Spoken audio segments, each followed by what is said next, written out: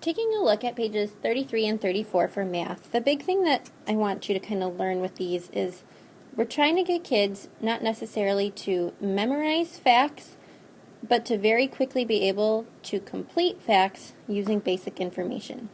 So you're going to notice that we're looking at a 3 as one of our factors for this entire first problem. Right away, that should actually tell you what your one answer is down here on the bottom. If you've noticed the pattern, everything is 3. But for the others, we're going to go ahead and we're going to start easy. And we're going to say 10 times 3 is 30. To get from here to here, we're going to double it, so it'll be 60. To get from here to here, we're basically adding these two together to get 90. And then to get here, I'm going to say, oh, that's going to be half. So here I'm going to go ahead and I'm going to double it to make it 40. And I'm going to just keep going through this problem in that particular same way.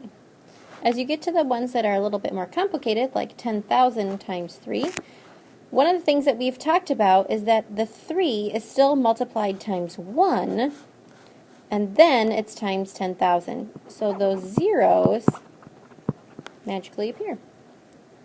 A strategy, kids can kind of decide on their own what strategy they'd like to share. Number 3 is where it gets a little more complicated because there isn't that easy pattern that we saw above. So what I want kids to notice basically is when they see a problem that has a number that's a multiple of 10 is to bring it back to that 10. So 20 is really 2 times 10. So what we're really saying is 5 times 2 times 10.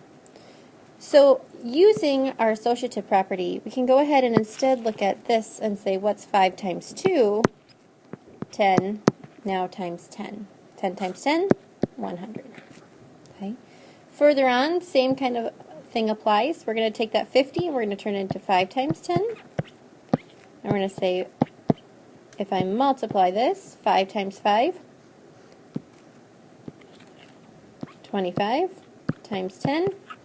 And that's going to be a lot easier for some kids to think of it that way.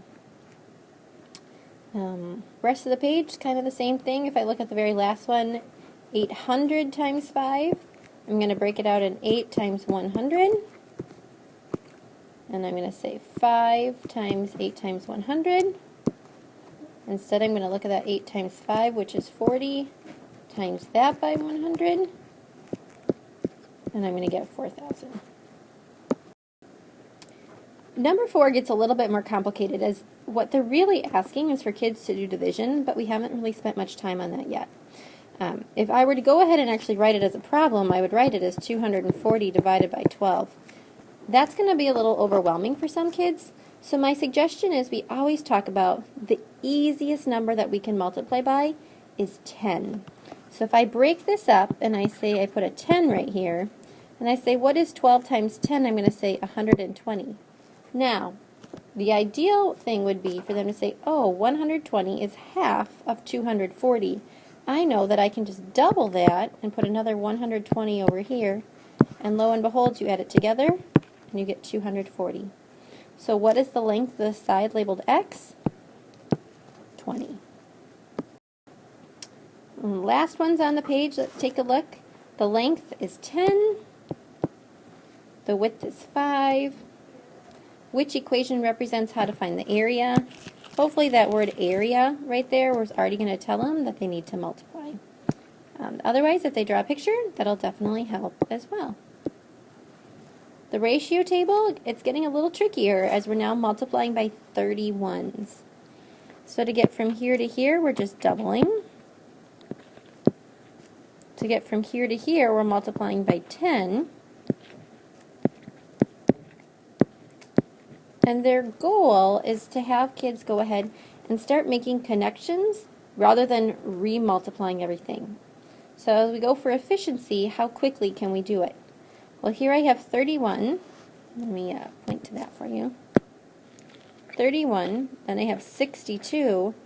Well, if I thought about the fact that that's 1 and then 2, I'm going to kind of forget this 20 exists right now, and I'm going to hop over here to 93.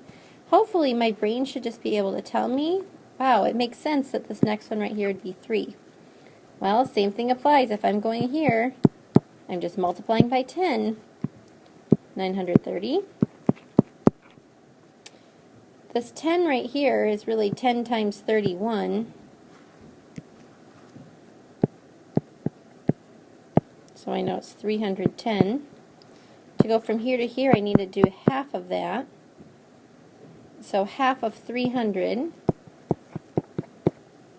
Oops, let's try that again. Divided by 2 equals 150. And half of 10 equals 5. So I have 150 and 5. I know 155 goes here. And then from there I'm going to look and I'm going to say, okay, I see 155 and I see 1,550. I know they multiplied by 10. So over here I need to multiply by 10. So I get 50. Our challenge problem, we're now asking, instead of breaking apart the top number, to maybe have kids think about breaking apart the bottom number. So this 12, we would say 600 times 10 and 600 times 2. When they get those answers, 6,000 and 1,200, we add it together as one strategy that kids could do.